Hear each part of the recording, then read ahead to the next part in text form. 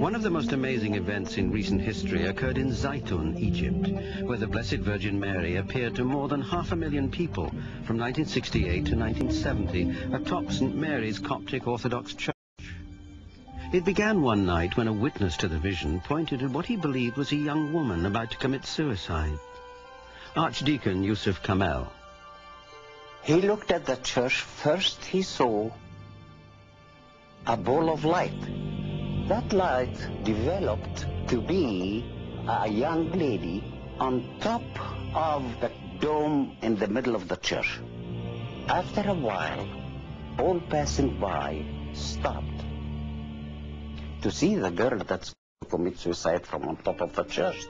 Suddenly, the Christian people cried, "That is not a girl. That is the Virgin Mary." The girl on top of the church turned and faced them, and then floating over the middle dome, she came near the end, the front end of the church, and blessed them all.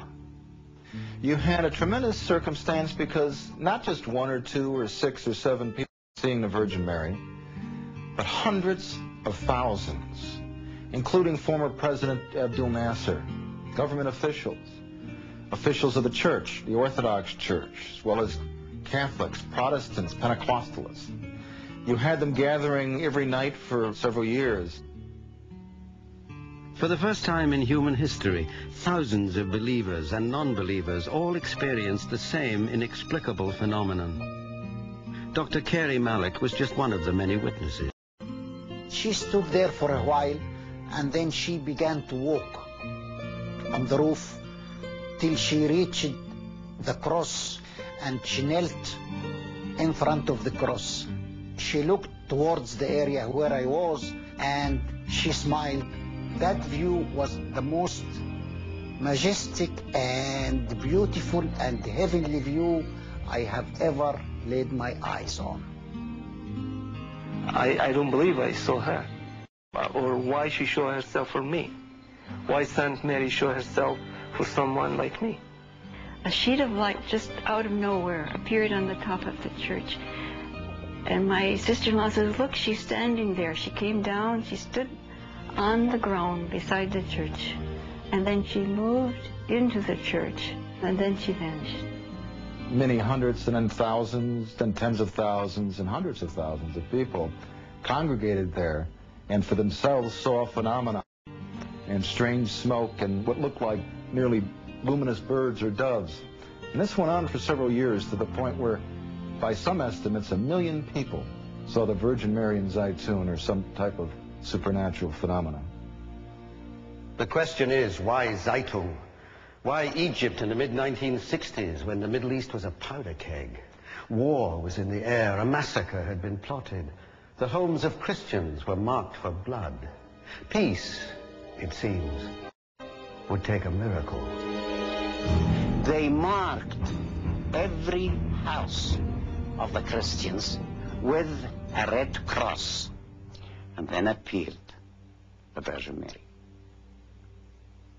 And instead of taking revenge of them, she cured them, healed them, gave them sight. The paralyzed began to walk. I heard a man shouting, "I see, I see." I was told the man was a blind Muslim, and the Holy Mother gave him back his eyesight. I can see. His eyes were opened and saw the figure of the Virgin in front of him on top of the church. The man was hysterical. He cried out. The miracle happened. The miracle happened. The miracle happened. I can see. And began stretching his hands, touched everyone around him. One girl named Teresa Galila had polio when she was about 6 months old. She could drag her legs with crutches, and she was healed at Zaytun. And I had seen her walking. One of the most amazing miracles of healing occurred to a woman with breast cancer who came to Zaytun in search of a cure.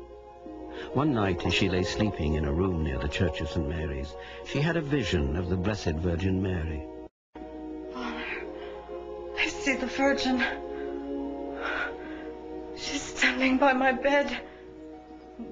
Now she's by the window. And now she's gone.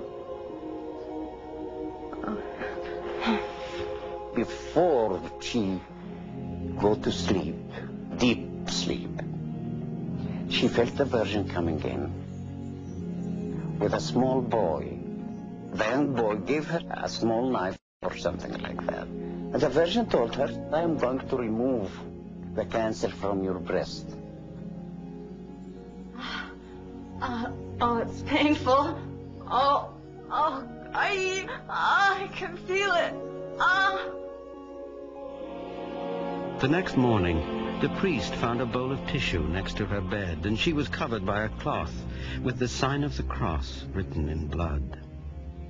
The amazing thing is, there is no sign of any wound or any opening or anything. X-rays, analysis proved that is free from cancer completely. The unexplainable, miraculous events of Zaytun, Egypt, are best understood by analyzing the testimony of the living witnesses. A study conducted by physicist Dr. John Jackson. All the witnesses to the Zaytun event virtually agreed amongst themselves as to what they saw. And so I think it's possible to construct what I would call a standard apparition of what had occurred. The apparition was self-luminous. Most of the people would say they could see some features. Virtually everybody said the apparition would move in a natural manner and it looked very realistic. Some people would say the apparition was bigger than life in terms of its size. What's interesting about it is that you had so many people who come from so many different parts of the world, really, coming together to agree that this is what generally people saw. And more compelling evidence was found through analysis of the photos, which Dr. Jackson verified as authentic. The question is, are those real photographs? What you look for in a scientific evaluation of these photographs are internal consistencies or inconsistencies. I spent a lot of time studying those photographs and I can't see any inconsistencies. So if that's true, then that would argue that the apparition was able to generate physical light that was able to go to a camera, go through the optics, record itself on the photographic emulsion of the film as a photochemical reaction, and hence you have something physical associated with the apparitions. On the anniversary of the apparition at Zaytun, Pope Kyrillos VI declared that this was indeed an authentic appearance of the Blessed Virgin Mary, whose silent message of love and hope had miraculously brought peace to the religious conflict within Egypt. Something very strange has happened here, perhaps something profound. You might be dealing with a phenomenon that lies out of heretofore classical science, and we have to be prepared for that.